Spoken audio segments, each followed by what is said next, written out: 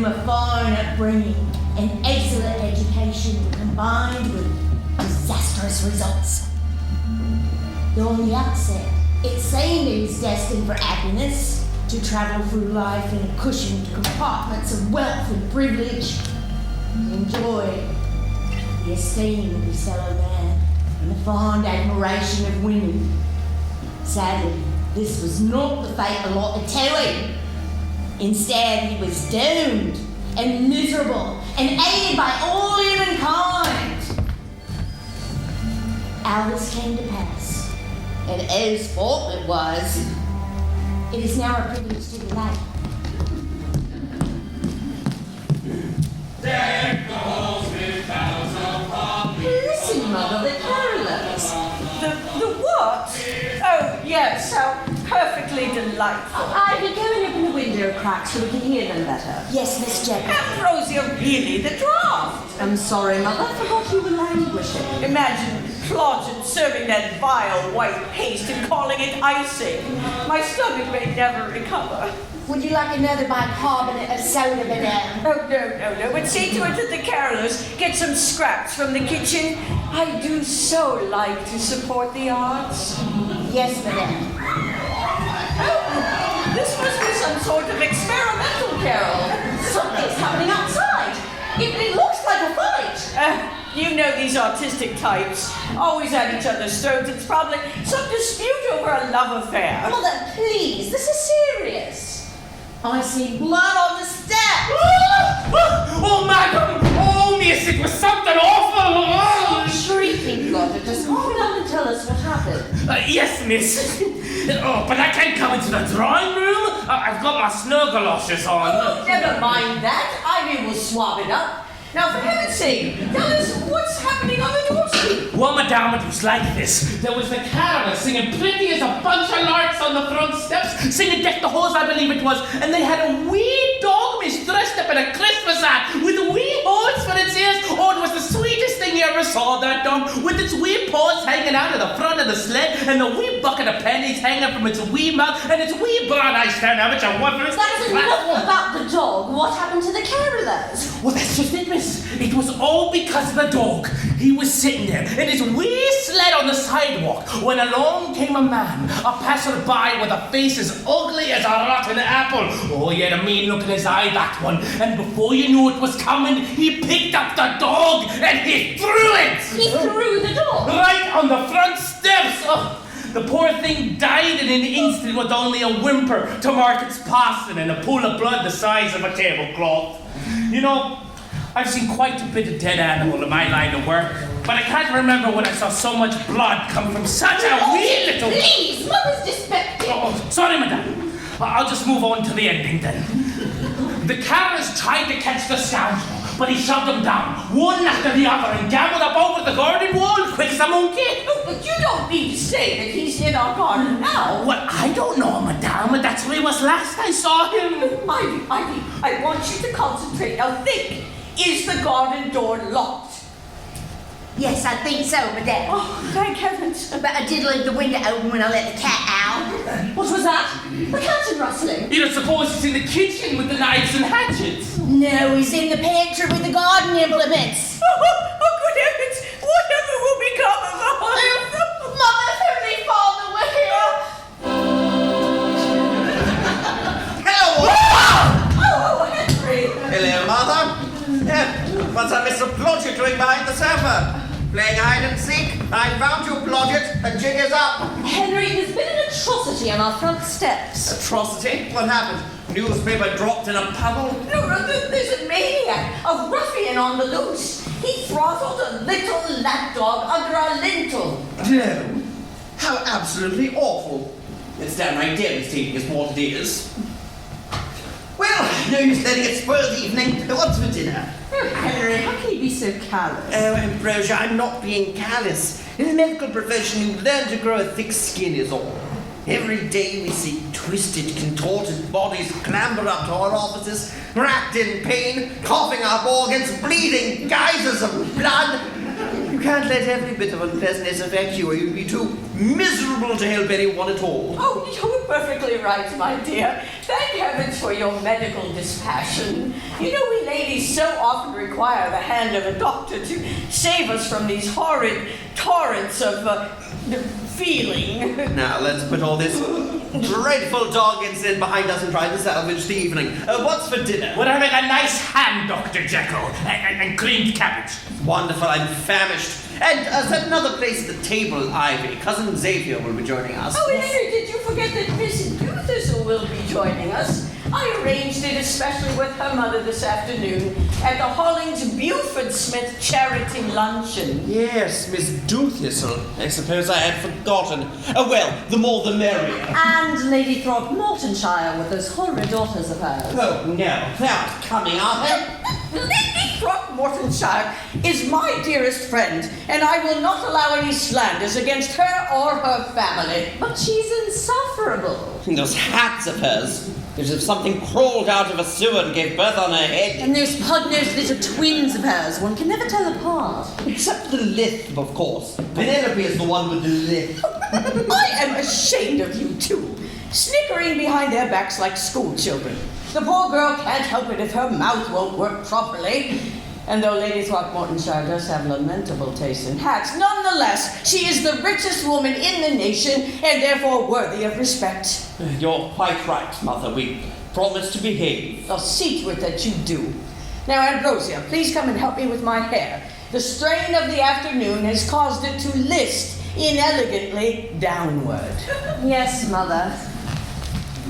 Now, Henry, you must pay attention to Miss Dewthistle tonight. She must have spent the whole evening talking medicine with Cousin Xavier. I don't know what to say to Miss Dewthistle. She unnerves me. You like her, don't you? Well, of course I like her. And you want to marry her? Let's not go that far. For the moment, I'm happy to be wed to science. Henry, you mustn't spend so much time in the laboratory. You have to marry and have children before your hair drops out. And Miss Dewthistle's family has a great deal of money, and you know how strapped we are now that fathers. Mr. Dewthistle's here. Mr. Dewthistle? Mr. Addison. Oh, okay. Well, show him in, you fat-headed twit. Maybe he's not wearing those ridiculous spats of his. They make him look like such a lame little wood duck. Ah, evening all. Sorry, handmaid. I had to fight my way through the snowdrifts and all, you know. Have you been so soon, Ambrosia? I'm off to lay beneath the ramparts of Mother's chignon. If I'm not back before supper, send a search party. I dare say we will. Good grief, old chap, what's all this fuzz about your jacket? It looks like dog hair. Dog hair? No, it's some rats from the laboratory. I don't mind saying that I've grown quite fond of injecting them with various diseases. You know, smallpox, influenza, and the like. It's amazing how they scream with... I have to speak with you in private. Very well. It's a matter of the utmost importance. Well, what is it? Not here. In the laboratory.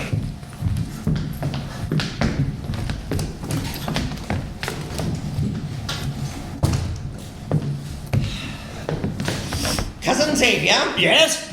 Do you recall me telling you about the experiment I'd begun to the chemical separation between good and evil? I dare say yes. It rings a bell, yes. Why, I've done it. By George, I've done it. I've found the chemical compound. You don't mean to say that you've Xavier, separated... you know what I did this evening? Sniff far too much formaldehyde. I attacked a small dog with my bare hands. Attacked a dog. A Christmas dog. Dressed up like old Saint Nick. I must say, this is all very alarming. You seem to be suffering from some sort of a nervous condition, which you could use as a few days at seaside in the air. Poor, kind, pathetic, useless Xavier. Must I lead you by the nose like a camel through the dunes? Why, I've solved the problem of our dual nature with this chemical compound. I can separate the good from the evil within my own hopelessly divided self and become purely one or the other. But who on earth would want to be pure evil? All of us. Imagine, being free to roam the streets, kicking strangers, biting people at will, pushing them off the sidewalk, no longer constrained by the rules of polite society. Good grief, it sounds like being an American. And then, afterwards, free to return to the pleasures of society with ease. Why, it's a dream, and I, Henry Jekyll, have made that dream a reality. Yes, come in. Dr. Jekyll, the dinner guests have arrived. Thank you, Ivy. Tell them I'll be along shortly. Very good, sir. Oh, and Ivy, there may be a gentleman in the laboratory from time to time, a Mr. Hyde. He'll be assisting me with some experiments, and so I've given him a key. Don't be alarmed if you see him. Yes, sir. I mean, no, sir. I won't be alarmed, sir. Will there be anything else, sir? That's all. Run along.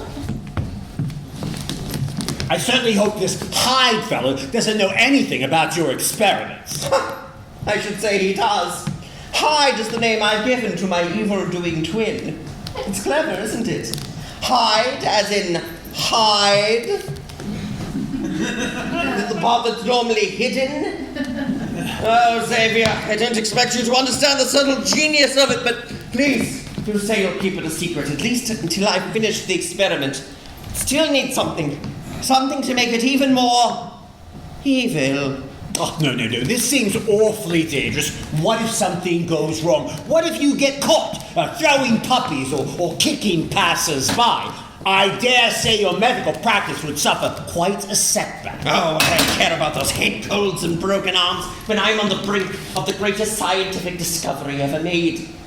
There is a beast within us, Xavier. You can feel him, can't you? Pacing to and fro, yearning for freedom, rattling his corpuscular cage! Good heavens! Well, I've grabbed hold of him, and soon with some minor modifications I'll be able to unleash him at will, and then leash him again, thanks to my own patented psychoactive elixir. I'll have the evil purged from our breast and bottled on the shelf, and all the world will thank me! All of them! Oh, are you sure you need this potion, old chap? Now, you seem exceedingly evil without it. Oh, this is nothing compared to my really evil side. It's my tie on straight. Miss Doothistle is joining us for dinner. Miss Doothistle. Miss Doothistle? Ah, Miss Doothistle. Miss Doothistle. Miss Doothistle. Miss Jekyll. Oh. Mr. Utterson. Dr. Jekyll. Miss Doothistle. Xavier, did you know that the frontal lobe is connected? Henry, Miss Doothistle was telling me recently about a piano playing. No, was she? Why, yes, actually, I was. Oh, I'm not much of a player, but my governess did teach me a few songs when I was a child. My mother had always wanted me to play, but she herself being unable to touch the keys because of an allergy to ivory. Of course, poor mother is bedridden now, but I still play for her every afternoon to ease her sufferings for a time. Miss Doothistle also plays for the children at the orphanage, and knits blankets for the poor, writes poetry, and retrieves injured birds from the wild and nurses them back to health. My, is there anything Miss Doothistle can't do? Oh, well, I don't drink beer until I've had my breakfast. Oh. It's a joke. Oh, Miss Doothistle made a joke! Isn't it funny?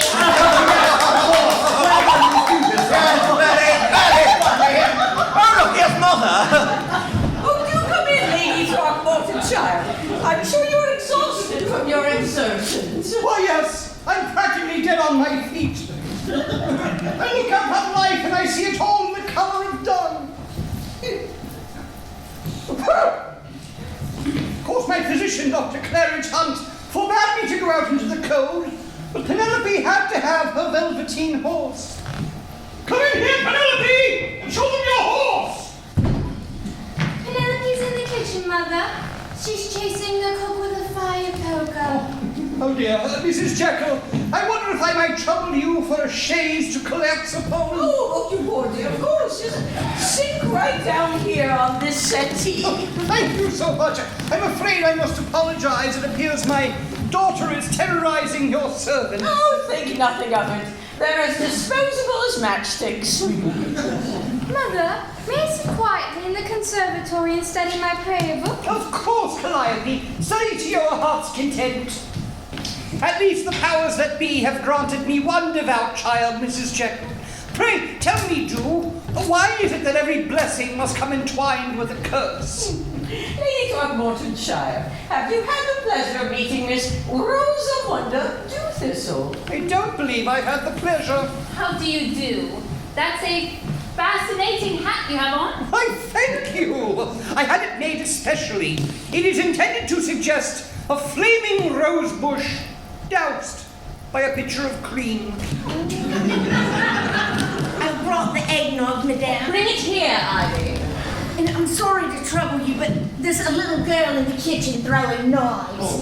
And the project's in the pantry and he won't come out. Oh, for heaven's sake, Henry, go to the kitchen at once and reprimand Plodgett, won't you? Yes, Mother. And have him mind his fingers and toes. Penelope has a lethal bite.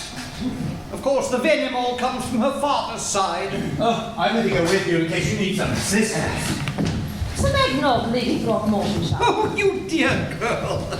Is your husband at sea, Lady Throckmortonshire? I believe I heard he was the ship's captain. Oh yes, at sea, always at sea. Why, just this morning I received a colossal crate from Cyprus full of goldfish spears and mummified kittens. It appears our home has become a veritable mausoleum, but the man cannot be dissuaded from his trinkets.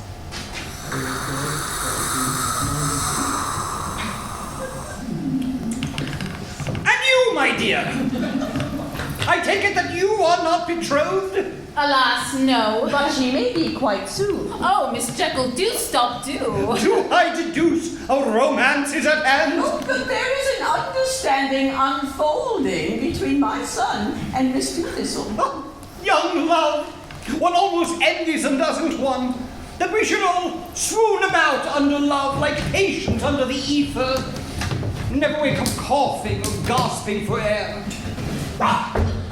Famous fire poker. That little she devil can't be far behind. Xavier, you have to help me. Help you? How can I help you?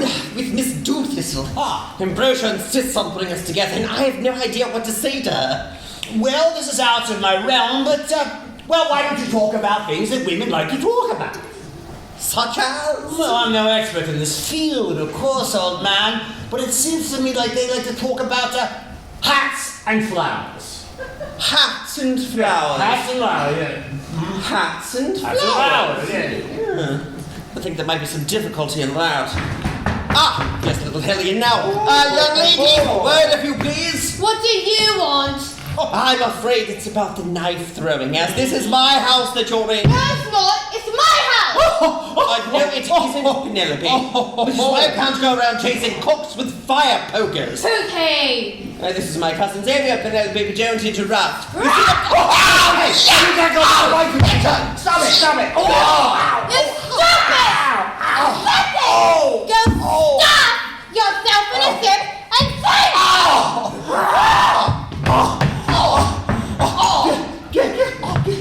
Ow!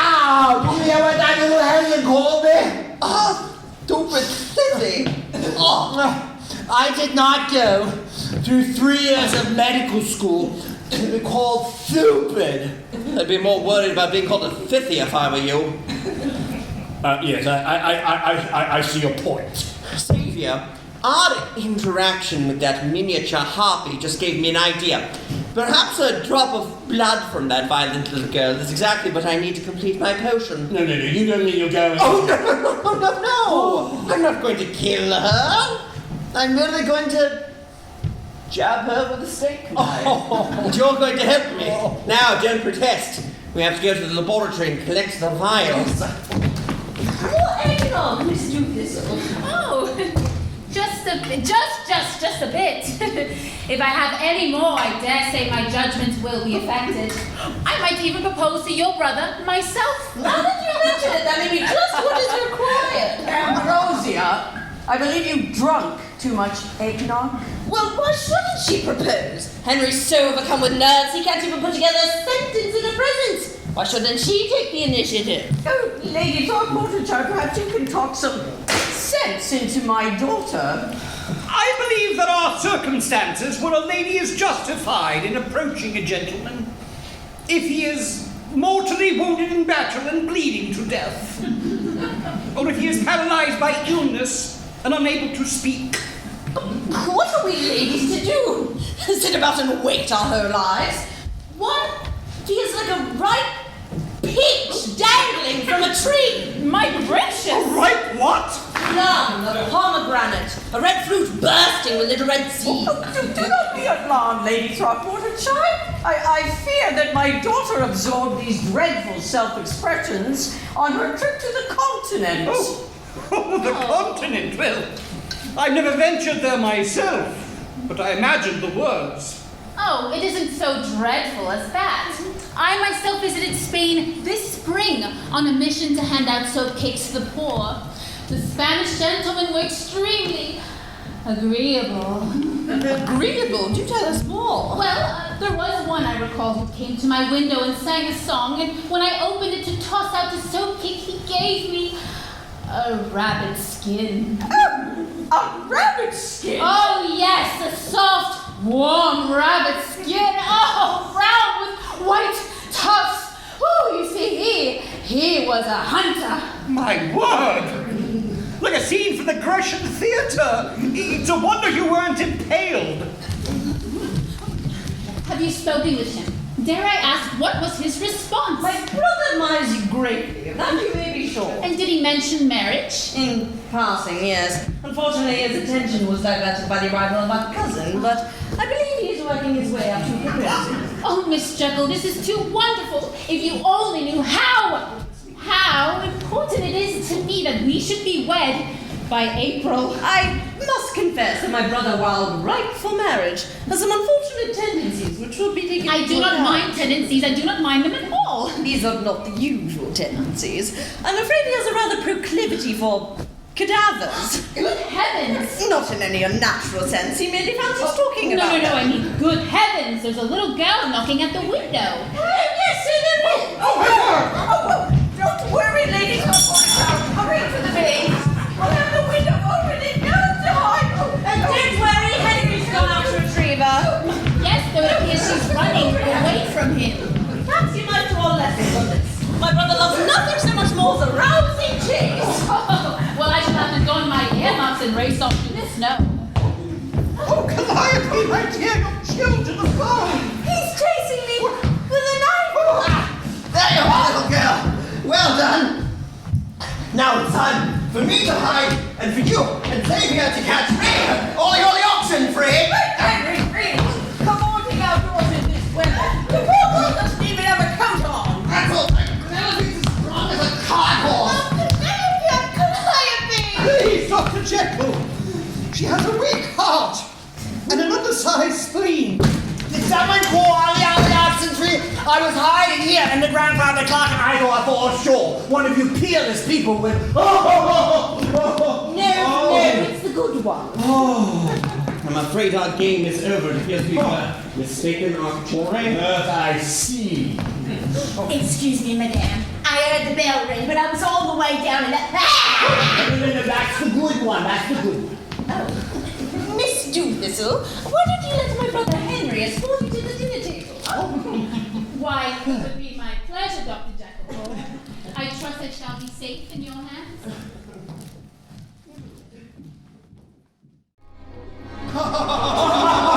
Quite so, Mother, quite so.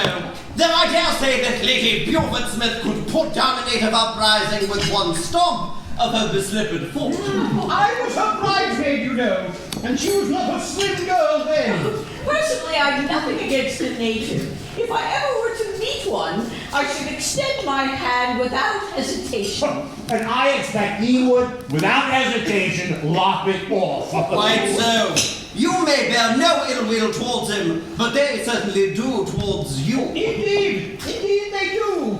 Now, why should that be so? One would think they admire us and be glad of our presence there. We are, after all, shepherding them from the darkness into the light. No, I believe it is precisely our light which they so despise. Oh, pray, explain yourself, Mr. Utterson. Well, I'm talking about the light of science and reason. You see, The primitive mind, well, it's not like yours and mine, Miss Thistle. It is steeped in mythic lore and ancient rituals. Oh, no, it would not be parted from its evil demons. Oh, my word. Quite so. Though I must disagree on one point.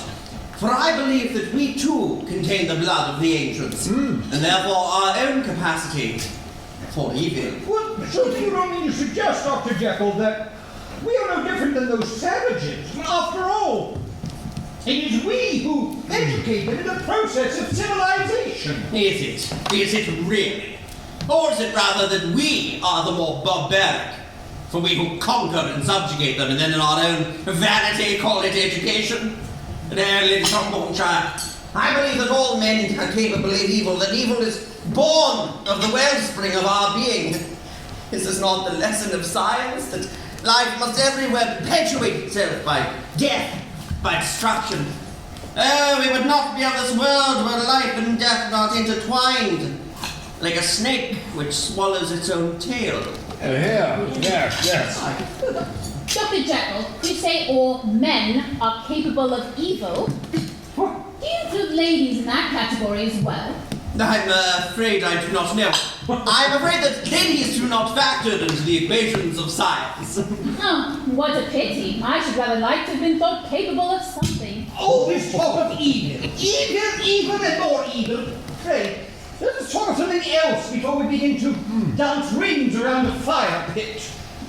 Did I tell you I intend to visit Shropshire this spring? Oh, how marvelous. You know what my dear husband always used to say? There's nothing like looking at a sheep on a hill.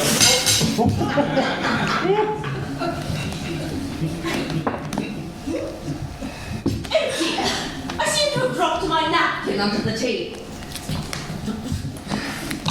Allow me. Henry, you must stop nattering on about snakes and pay attention to Miss Doolittle. She thinks you're ignoring her. Ambrosia, have you been drinking eggnog? That's besides the point. Big one pudding, Dr. Jekyll. Yes, Doctor, thank you. Miss Doolittle, Yes, Dr. Jekyll? I saw some chrysanthemums the other day. Flowers, yeah. Chrysanthemums. I adore chrysanthemums. Pink ones especially. Well, as a matter of fact, these ones were grey.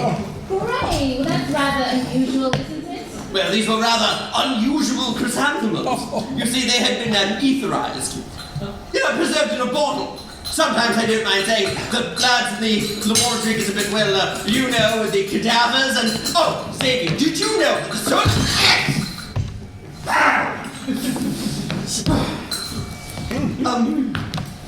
oh my, is that a butterfly under the table? A butterfly?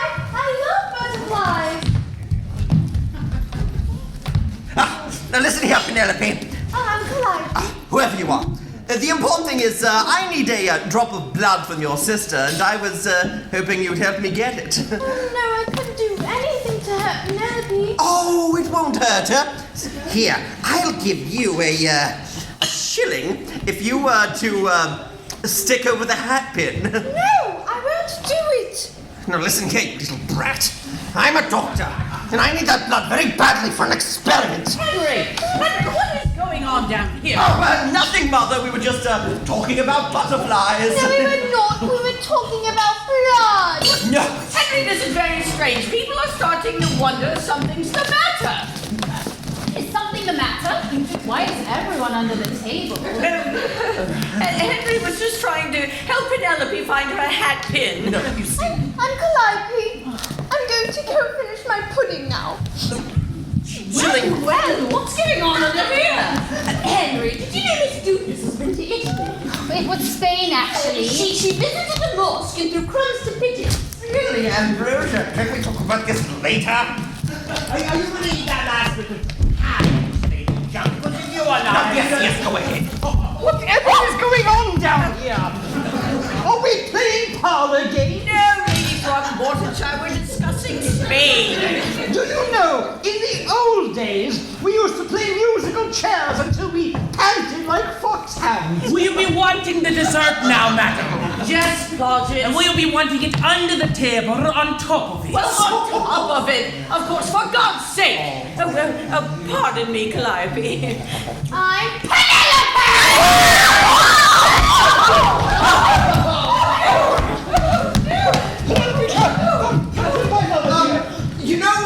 In fact, I think I will have a bit more ham. Would anyone else care for a slice, you know? Oh!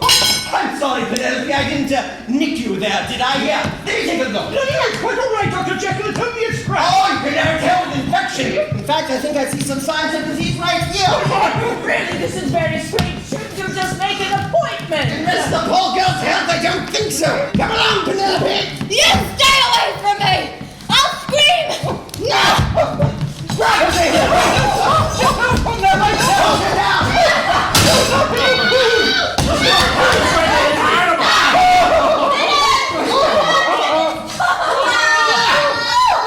Well done!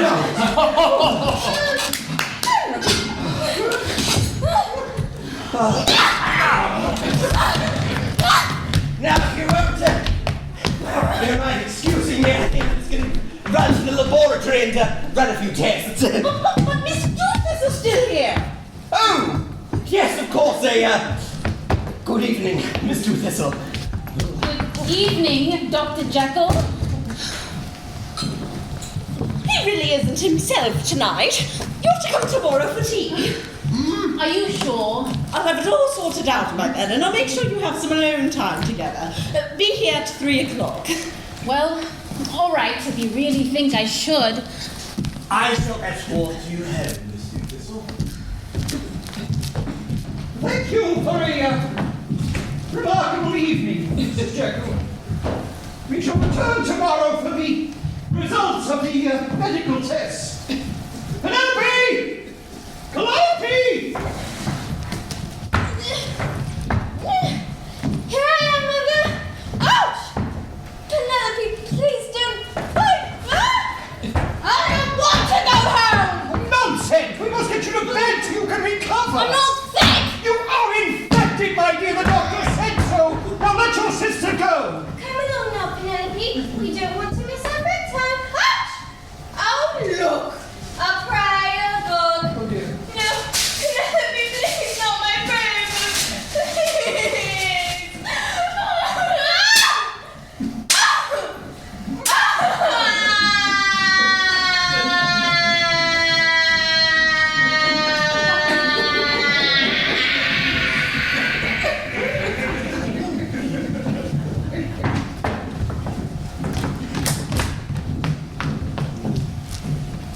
I'm sorry, Mother. It seems I've pushed Penelope in the chin. Well, let that be a lesson to her. One can't tamper with nice old books just for fun and get away with it.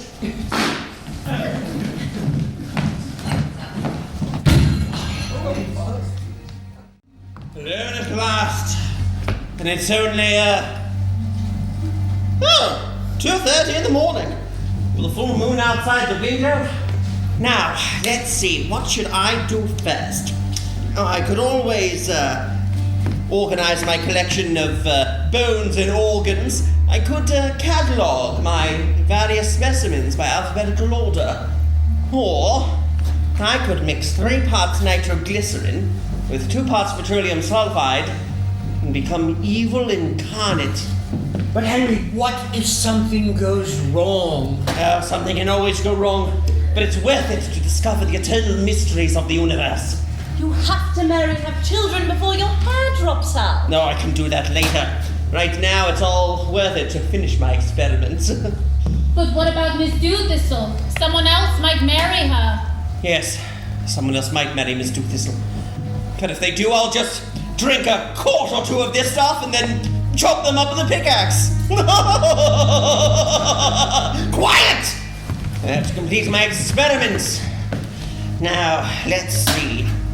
It was 3 parts nitroglycerin. Ooh.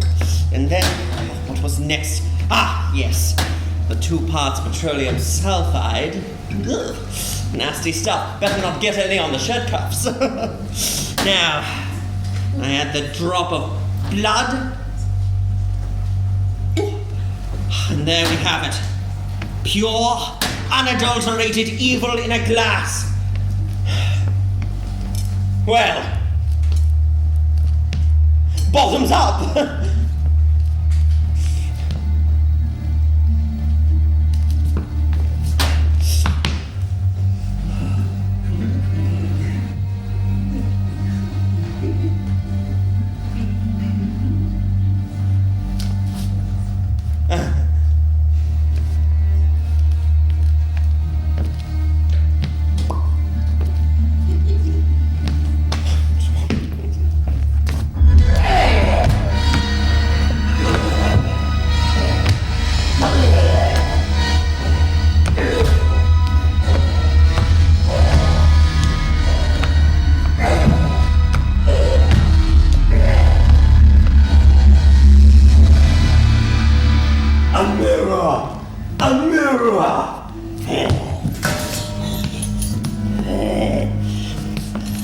I believe the experiment has been a success.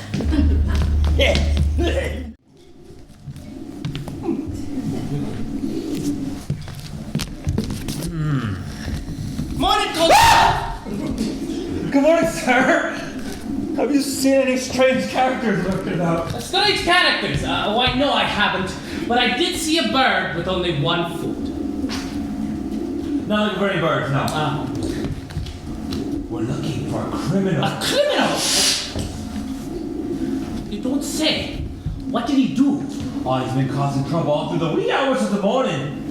He tossed the carriage into the fountain, got the baby damp, chased the cat up into a tree, even crushed an old woman's Christmas tree. No! Aye. Well, that's the English for you. It doesn't take but a wee push to send them off until a deep end, if you know what I mean. Oh, you don't have to tell me. I'm from Ireland. Well, are you not? Well, I thought so by your accent. You know, my sister Marjorie married an Irishman. Did you know? Yeah, a long time ago, but they're still together, thank God.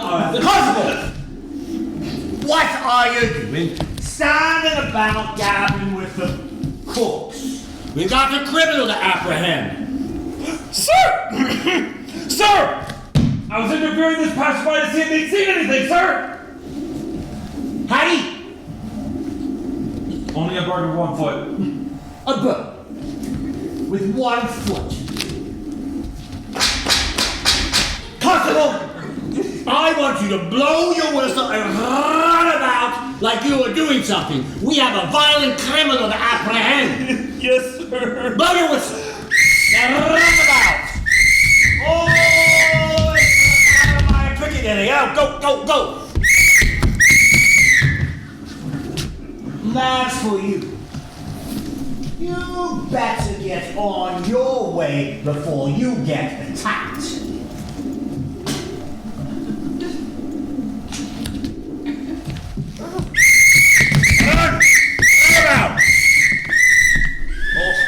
He won't dare mess with me the likes of that one. I've got the blood of the Scots in me. I'll give him what for. Blodgett! I do whatever you're doing out here. It's Dr. Jekyll. He didn't come home last night. Well, couldn't you have waited till I got back from the market to tell me? We also forgot your handkerchief, and I thought you might get a runny nose in the cold air. Well, isn't that the sweetest thing? Ivy, you're as dear as a little lamb you are. Now get yourself on home before the murderer attacks you. The what?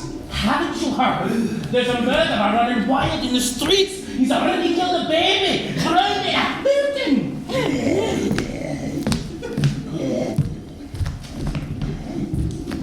That's him. Oh.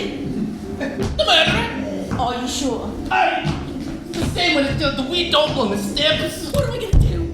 I don't know. All of a sudden my knees have gone to haggis. Maybe if we just stand here very still, it won't notice us.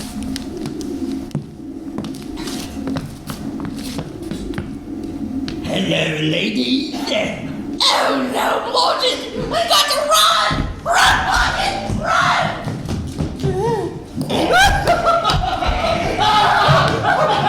What are you doing, you imbeciles? Are you hurt, Calliope? No, I'm alright. I'm only glad they didn't hurt these balloons we've got from Penelope. Do you think she'll like them very much? No, I'm sure she will. When one is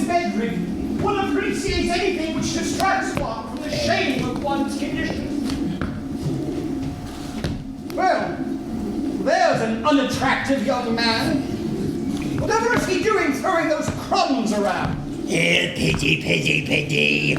I've got some breadcrumbs for you. Oh, he's only feeding the pigeons. And he has a lisp, just like poor Penelope. Do you think you can make friends with him? Well, only for a moment.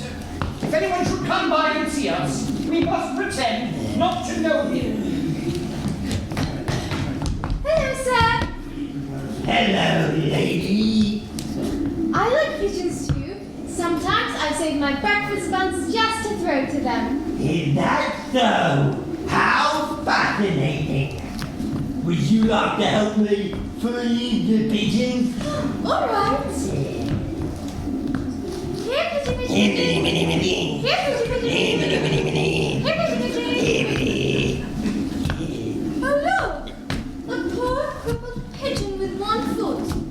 Oh, how sad. Why don't we, put it out of its misery?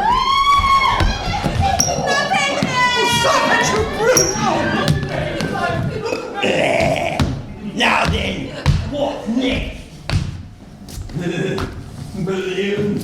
Oh, I hated balloons. You wouldn't dare! They're not my kind of balloon. Yeah. Oh, look away, Calliope! This way, Lieutenant! Oh, there he is! There he is, the scoundrel!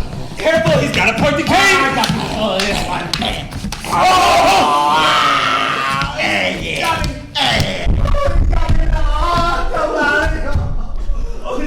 Lieutenant, hang on! No, there's no use in pretending, O'Malley. I'm bleeding like a stuck pig. No pun intended. None taken, sir. But listen, you can have my billy club. What? Ooh. Be careful with it. And remember, only hit people on the sore spot in the top of the head. Otherwise, you'll crack the varnish.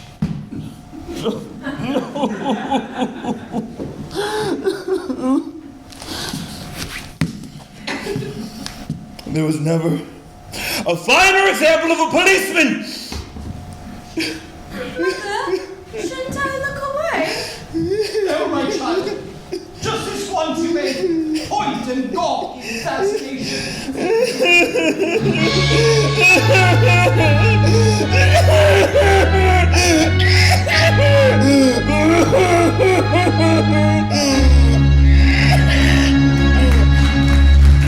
Claudia, do you think the murderer saw where we live? No, good heavens, no. He's too busy killing babies and policemen to worry about the likes of us. Pass the crumpets. The dressmaker says he goes around town with an axe and he chops people up and turns them into pot pies. And then he takes them to the market and sells them for 3 shillings tuppence. It just goes to show. You can't believe a bit of what you hear these days. But she heard it from the butcher's wife, who knows all about chopping things up. Listen to me, Ivy. There's some people who take a strange delight in scaring the bejesus out of others. They'll take a story and add their own embroiderings to it till it bears no resemblance to the original at all. Now, what were you doing talking to the dressmaker? Oh. She was here to fit Miss Ambrosia's dress for the wedding.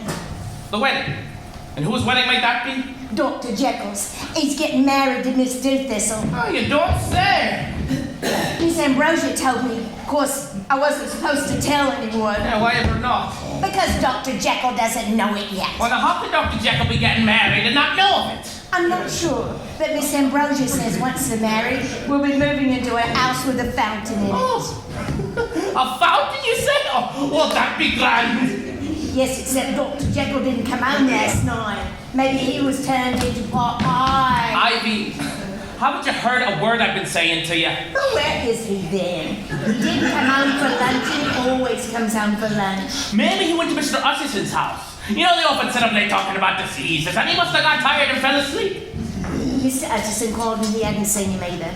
Well, that is a mystery then. Oh, well, what do you suppose he could have gone to? Oh, Ivy, you dropped something. Oh, that bag? Yeah, it's right here under the sofa. I can't quite reach it. There you are. Thank you. But if you ask me, there's only one solution. He must have been called in a medical case. Maybe he had to tend to one of the victims. You think so? Oh, I'm sure of it. Why, he was what they call Butt Dr. Jekyll. There's no better physician in all of London. Roger, did you hear that noise? Why, yes, I did. It sounded like a piece of cutlery clattered into the floor. Did you drop any cutlery? Why, no, I thought you did. No, and I didn't drop any dynamite either. Let the doctor down! We didn't hear you come in. I must have forgotten to say hello. Are you all right, Dr. Jekyll? Oh, yes, quite all right. I'm just tired, very tired at the moment. We are to the case, sir. Yes, a very long, exhausting case. One of you could just give me a blanket. I think I'm just gonna lie here and go to sleep for several days. Oh, close the window when you lie in. There's a good girl. Henry, what are you doing? Lie down. Miss Dawson will be here in 10 minutes. Oh, I can't possibly talk to Miss Doothistle. I have to sleep. Sleep. Oh, no, you don't. You're going to get up right now and prepare to be charming. Claudette, get him some tea. Yes, miss. Ivy, help me clean him up, will you? Yes, madam. Really, Andrew, I'd say this matchmaking of yours is becoming quite tiresome. I'm only helping nature take its course. Why don't you help nature some other way? You could plant a tree or neuter the stray cats in the park. What shall I do with all these pigeon feathers, madame? No, I don't know. Just put them somewhere. Now, Henry, it took a great deal of convincing to get Miss Doothistle to come at all after your terrible behaviour last night. I don't see what was so terrible about it. You ran around the dinner table screaming and attacked a 10-year-old. I did not run. I walked quickly. Whether you ran or not is hardly the point. My point is that you always exaggerate things. I do not. Yes, you do. And what's more, you mispronounce words. Schadenfreude, for example. I do not. I say Schadenfreude, just like everyone else. There, you see, you just did it. You left off the last syllable. That's how you're supposed to say it. No, it isn't. I bet you don't even know what Schadenfreude is. Oh, yes, I do. A Schadenfreude is a German crumb cake. Wrong. That's Lebkuchen. Schadenfreude is joy at another's pain. Oh my, Ivy seems to have fainted. Come in. Ivy, can you hear me? Hello, I'm just in the neighborhood. Good God, man, what have you done? I haven't done anything. The poor girl's had a fainting spell. Here, come give her up. Hot pies. Come on. Hot pies. She's saying hot pies. The girl must be half starved. Let's get her to the kitchen. Hello? Is anyone at home? The front door is open. Oh, good heavens, it's Miss Doothistle. Can't let an maid's fainted from hunger. It looks immoral. And what do you suggest we do? Hide the poor girl behind the curtain? Oh, just... Put me right there, Miss Doothistle. Steve, get and stall her. Hello, Miss Doothistle. Hello, Mr. Addison. Are the Jackals at home? Why, absolutely yes, they are. Well, might I see them then? Well, certainly, as soon as you're ready. I believe I'm ready now, Mr. Addison. Are you really? Yes, I am. Well, look here then. Well, all right, why don't we go in? Oh, hold out. Oh, yes, why don't we go in the drawing room? That would be lovely. Oh, Miss Doothistle. How do you do? Hello, Dr. Jekyll. Miss Jekyll. Miss Doothistle, why don't you take my place in the game? Well, all right. Oh, what are you playing? Wait. Take my neighbor. Oh, We haven't decided yet. What do you see about getting some tea? The tea's ready, miss, and I serve it in here. Get another tea for everybody. Oh, mercy! Are you all right, Dr. Jekyll? Yes, quite all right. I've just got a scratchy throat is all. Oh, I myself had a scratchy throat earlier. I believe it's the fog which is to blame. Oh, yes, the fog. The dastardly fog. If only it would go away. Now, why don't you get your tablets? Good idea. No, I met Miss Doothistle. Oh, I assure you, I feel quite healthy. Oh, yes, so you Oh God, look over there! Where? There, on the floor! There? There's a, oh! Blast, I seem to have dropped my card. Would you be so kind? Why is that, Dr. Jack? Thank you.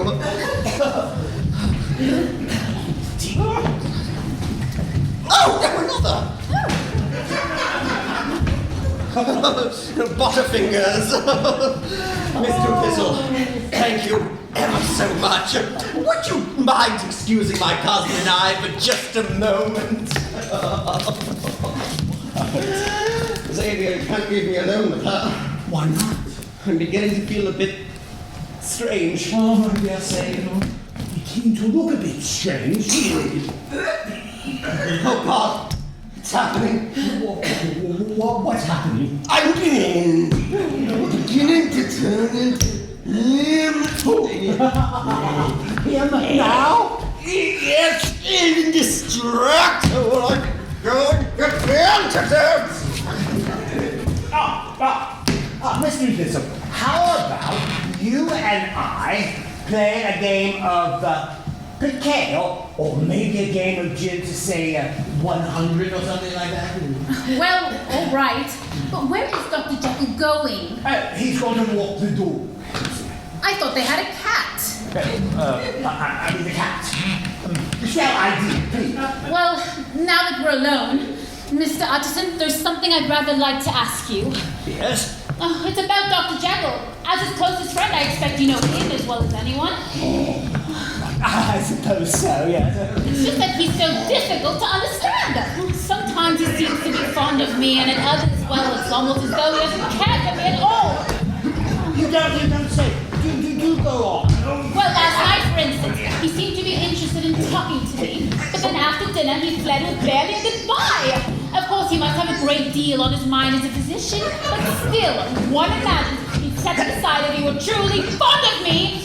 Oh, Mr. Utterson, this is all so foolish. Perhaps I should just give up? Oh, tell me, do you think so? Well, now that might be a good time to consider other authors. But that's just it. I'm not interested in other authors. Of course, there haven't been other authors yet. But even if there were, I feel sure my affections would not swerve. Oh, surely you understand there comes a time in a young lady's life when she simply must marry, when her reputation frankly depends upon it. Oh, if only you could persuade him to take action. I'm sure he would listen to you. Please, Mr. Utterson, tell me or speak to Dr. Jekyll. Mr. Fizzle, help me get him up. What happened? He, I seem to have fainted. Come along, Xavier. Oh, that's a good boy. Daisy. Watch your head. Topsy Daisy. And hear me. Oh, Doctor, I'm afraid I've been speaking rather indiscreetly. Do say you didn't overhear me? Yes, Mr. Fizzle, I'm afraid I did, and what's more, I was glad to. Oh, you were? Yes. As a matter of fact, I was hoping for a moment to learn with you, just like this. Oh, like this? Yes. Oh, Dr. Jekyll. Oh, it's true.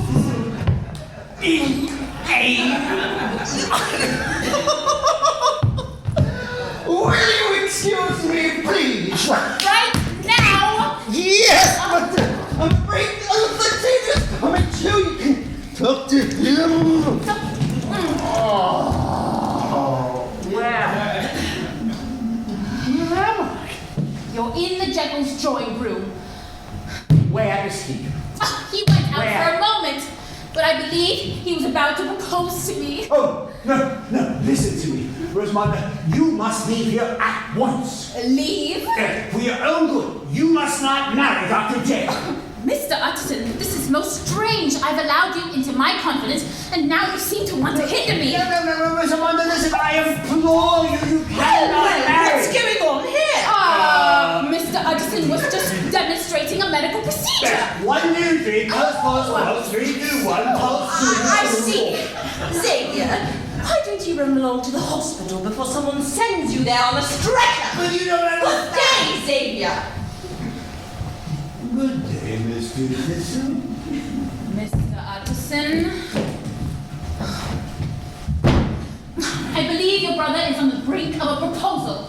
Really? Where is he? Oh, I'm not sure. He said, "Oh, Miss Doodle Thistle," and then he ran out. He said, "Oh, Miss Doodle." Yes. Did he say it like, Oh, Miss Doothistle. Oh, Miss Doothistle. I think it was more like the first. With his eyes downcast and looking straight at you. Oh, they were darting from my face to Mr. Utterson, who was unconscious at the time. I see. Miss Doothistle, you must go out at once to the garden. But it's snowing. No, you can wear my wrap, trust me. I'll have Henry out to you in a matter of moments.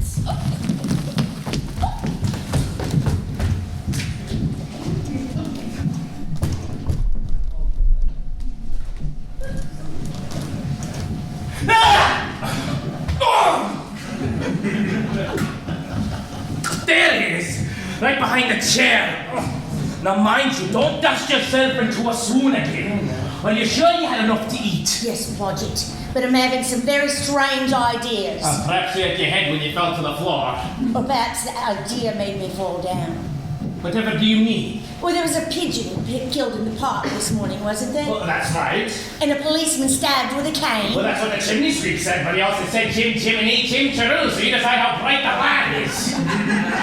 But all the same, if you found a whole lot of pigeon feathers on someone's jacket, and a bloody handkerchief, and a bloody cane in the closet, and that someone was out all night and all morning, wouldn't you think that someone was the murderer? I suppose it's possible. Now which someone were you thinking of? Dr. Jekyll.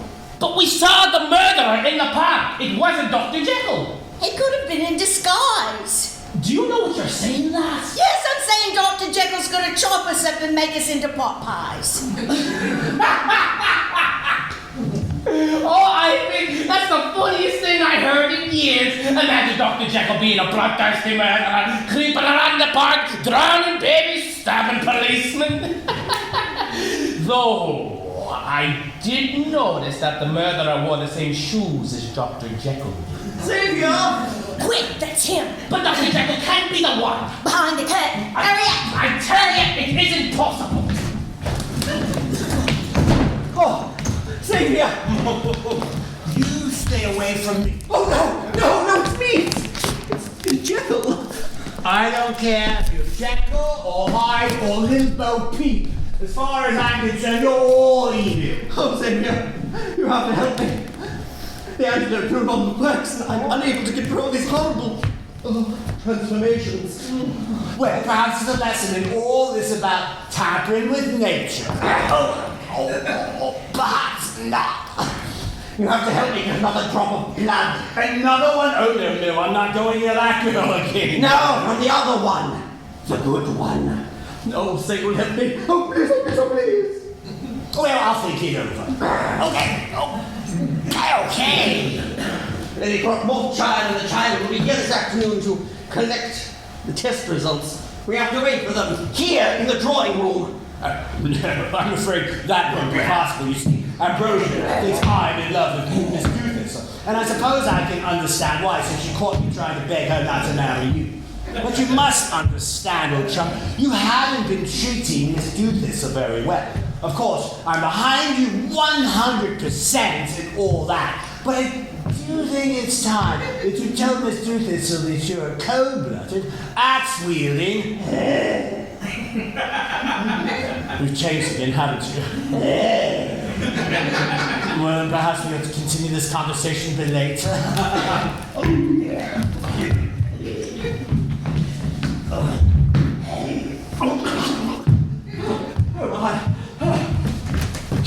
You must go out to the garden at once. I'm a little busy right now, Ambrosia. Xavier, are you all right? Ambrosia, go to the cook and fetch some ice. Cousin Xavier, as I recall, I asked you to go home half an hour ago. Xavier isn't going anywhere. Yes, he is. He has an appointment. Well, perhaps I have to shove off then. Yeah, you don't.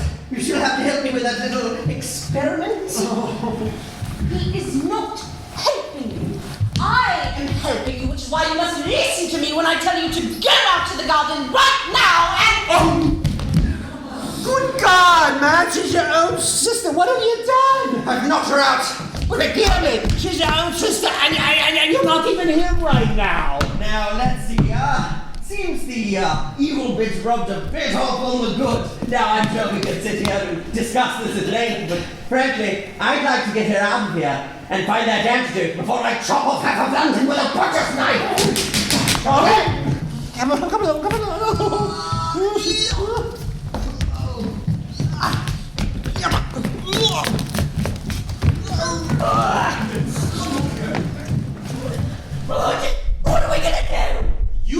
here, I run for the constable. No, I don't want to stay here. Well, can't Dr. Jekyll know around tomorrow? He'll run away. Hello! Mrs. Jekyll, are you at home? Just act natural. I'll be back quick as a wink.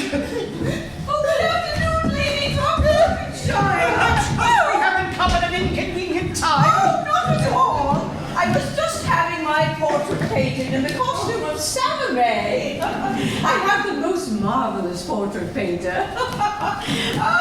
Oh, merci. Au revoir. Goodbye, Monsieur Wentworth eau de Cologne.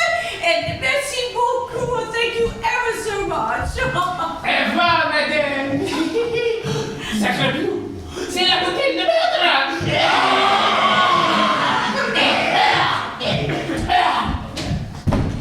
I find the French language so turbulent, don't you? I'm afraid Henry's occupied at the moment, but I'm sure he'll be along shortly. Won't you please sit down and let me take your hat? I simply don't know where that maid could be. I believe she's cowering in the corner there. My good heavens, what are you doing? Nothing, madame, just cowering. Heaven's sake, go fetch us our tea and bring those little cakes with the Brazilian powdered sugar. You want me to go to the kitchen? Yes, I want you to go to the kitchen. Would you rather I ran to the market and got some crumpets and cream? Why would we want crumpets and cream when we can have Brazilian fig cakes? I do hope you like them, Lady Throckmortonshire. They arrived only yesterday at Madame de Vito's.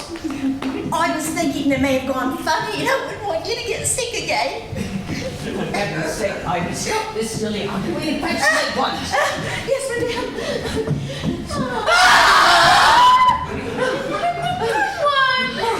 The tea, Ivy. Oh, my word, Calliope, whatever happened to your balloons? They were popped by a murderer in the park. No, you don't mean to say you've actually seen him. We came within a hair's breadth of having our throat slit.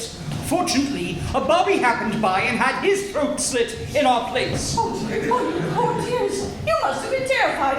I can't imagine seeing such a thing. You can't imagine how ruined we are by the encounter. Poor Calliope's hands are still clutched about her balloon strings in fear.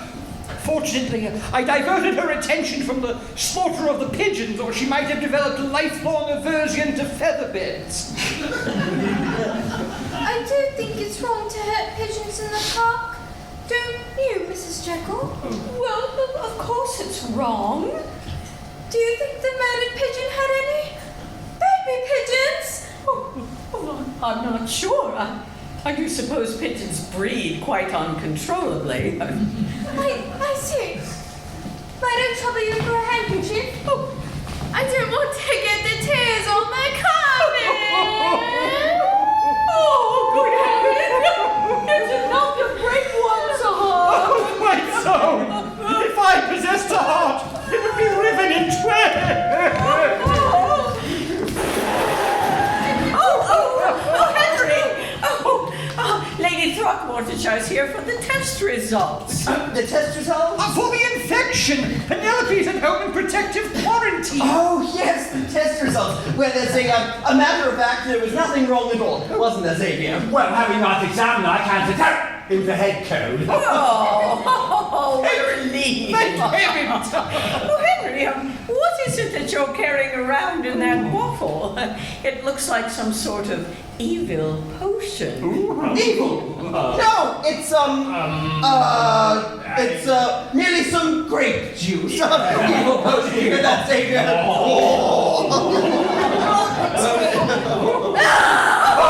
Oh, heavens, Ivy, what's the matter? Nothing, madame. Well, the poor girl's as white as a sheet. Perhaps she's ill. Ivy, are you ill? Not ill. Scared? Well, Dr. Jekyll will take you down to the kitchen and have a look at you. No, not Dr. Jekyll. Pot pies. Oh, pies! You see, Mother, she's just hungry. Now, run along to the kitchen and have a biscuit like I told you to. Why doesn't she have just a bit of grape juice? No! Well, why ever not?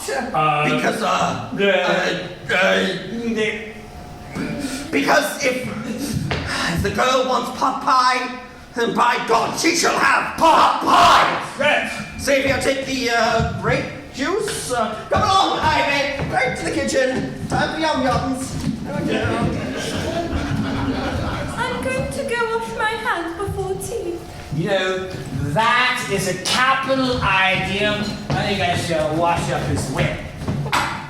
Everyone is behaving really strangely around here today. Oh, you mustn't imagine our household is always in such turmoil. I simply do not know what's gotten into the servants. Vacate. I understand completely. You know, I myself have come to believe that the only solution to the servant problem is public beheading. Beheading? Yes, well, if we simply lopped their heads off in Piccadilly Circus, I believe you'd see a great deal less unruliness on the part of the working class. Don't you agree? Oh, I'm not sure. I suppose I do agree in principle. Oh, look at that. Ivy's only filled the teapot half full. Well, that means you, of course, must have this cup of tea. Oh, nonsense! A glass of grape juice will suit me admirably. No, I would be more than happy to drink the grape juice, and that way you can have the tea. Oh, one always has tea. Tea, and more tea. The grape juice will be a pleasant novelty. But if you're certain you'd like it. Oh, no, I insist upon it. Oh, all right. Very well then. Oh, whatever must you think of me, Lady Throckmortonshire? I suppose you're aware that my husband is...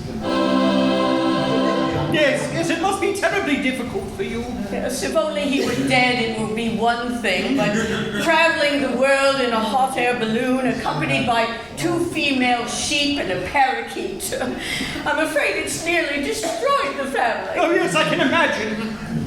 Your son seems particularly afflicted. Oh, Henry, yes. He has taken it rather hard, but with any luck, he'll soon settle down and marry Miss Tewkesbury. Oh, a charming girl, don't you agree?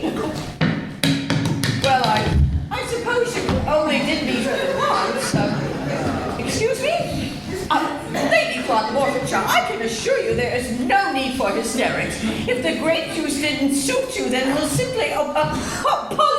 Please! Lady Throckmortonshire! Oh, control yourself! Mouth-kissed lady! No! Beautiful lady!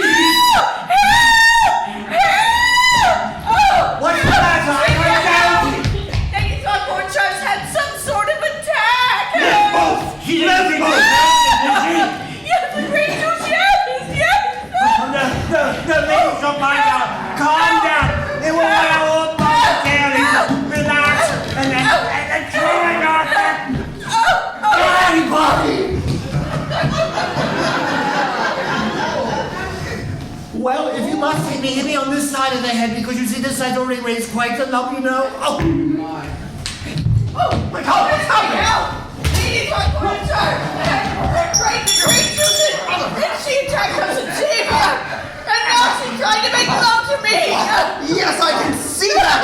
Mother, if you don't mind, I'd rather like you to hit her over the head with this cane and knock her out! Oh, Henry, do you really think so? Yes, as a matter of fact, I do! Oh, but she's a member of high society! She's a lady! Oh, good heavens! She's unhooked my corset! There he is! Quick, arrest him, lock him up! Lie down, miss! I'll take it from here. Now! What seems to be the trouble here, sir? Oh, no trouble at all, Constable. We were simply having our afternoon tea. I see. Well, I guess I'll be off then. Not the bodies? Oh, that's right. What about the 2 bodies? Somebody just came out of the teapot. Of course not. We already told you who did it. Watch your tone, sir. My mind's picking up facts faster than a squirrel picks up acorns. Constable, I think I can explain. Lady Throckmorton